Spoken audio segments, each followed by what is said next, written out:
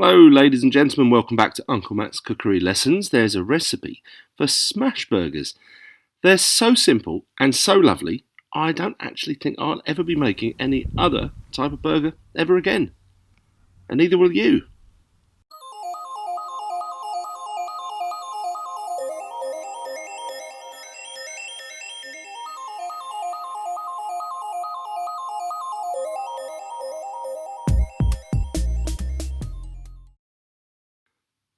So while I show you the ingredients and how to make the special sauce with the hamburger, what exactly are they? Where do they come from? So everyone sort of assumes that hamburgers come from Hamburg in Germany, and they're sort of right. My research shows me that the Hamburg steak was actually something quite posh. It was minced beef and grilled or fried, but it wasn't served in bread. Now when the immigrants came into America and then it became something more like a fast food snack, some bright chap had the idea of serving it in between bread. Obviously, got to make things into a sandwich, and the hamburger was born. Okay, that's the burger sauce done there. A little bit thin. Perhaps next time I do it, I won't be putting in as much of the gherkin juice, but either way, it tasted lovely. So here you can see me slicing up ingredients for the burger. It's very simple to do. Very little preparation involved. It's quite hard to find exactly the correct ingredients here in Great England. I've had to do the best I can. That's a fairly sweet roll.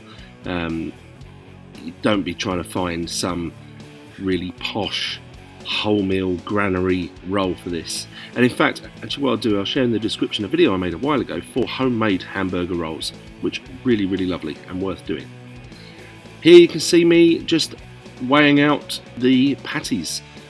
I'm going to put 2 in this burger. They're weighing 50 grams each, which is around about 2 ounces. Heavily seasoned, just the outsides. Now this bit is what makes the smash burgers as they are. Do not season the inside. I've always in the past pre-seasoned burgers, mixed them up, put herbs, put capers in them, etc. And I never will again, because the end result of these, by only seasoning the outside, is that they are very, very tender and delicate.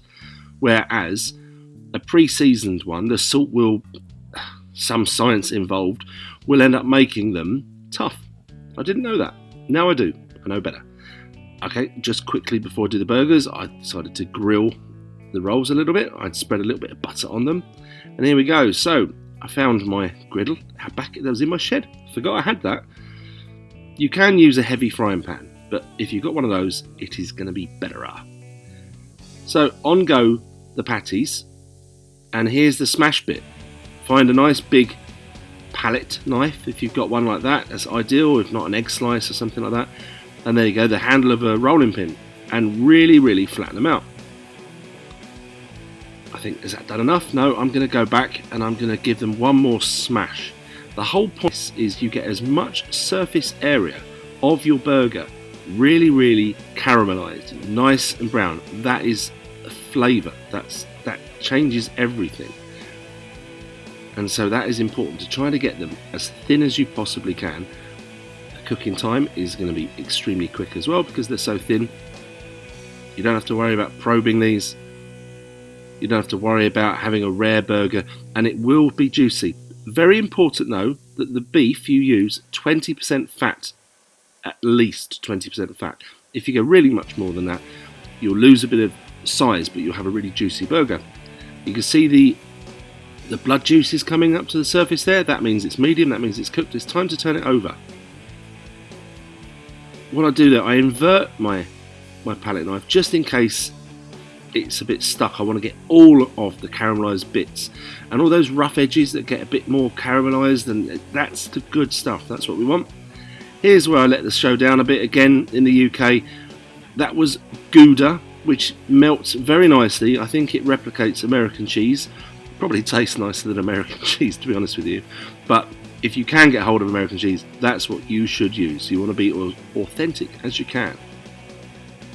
Just giving that one a bit more of a press down, trying to get it as caramelised as I possibly can. And those are just about there.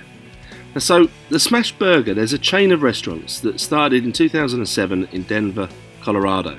But this technique was actually discovered several decades before that. It was in the Great Lakes region, and I believe it's remained a little bit of a secret for a while, but now these are all the rage. These are very, very trendy at the moment. So here we go. I'm assembling, not necessarily toppings, more like bottomings. Put a bit of sauce on my onions. I want to sit my cheeseburger on first, and then my other patty. Feel free to put cheese on both. I think one slice was enough. 5 gherkins, apparently that's important. 5, 4 is not enough, 6 is too many. And there we go, a bit more of my special sauce on top. And that's it, it's done. Serve that with a Diet Coke, whatever, some fries. But I just stuck into like this. And I don't know, I hope you give this a go. I think it's really, really lovely, simple. And I honestly, I don't think I'll ever be doing any other type of burger again. Well, we say that. Never say never, eh? So, thank you very much for watching this very quick episode of Uncle Matt's Cookery Lessons. I hope you find this interesting and give this a go. I'm going to take a great big chunk out of this one now with my huge mouth. And it was gorgeous, it was juicy, there's no worry about it being undercooked, you haven't got to worry about any food poisoning.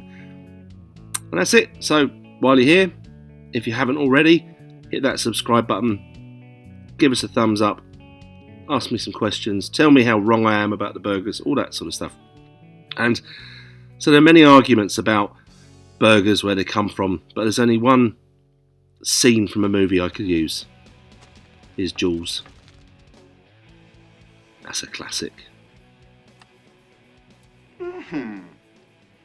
This is a tasty burger. Next video coming soon. Bye.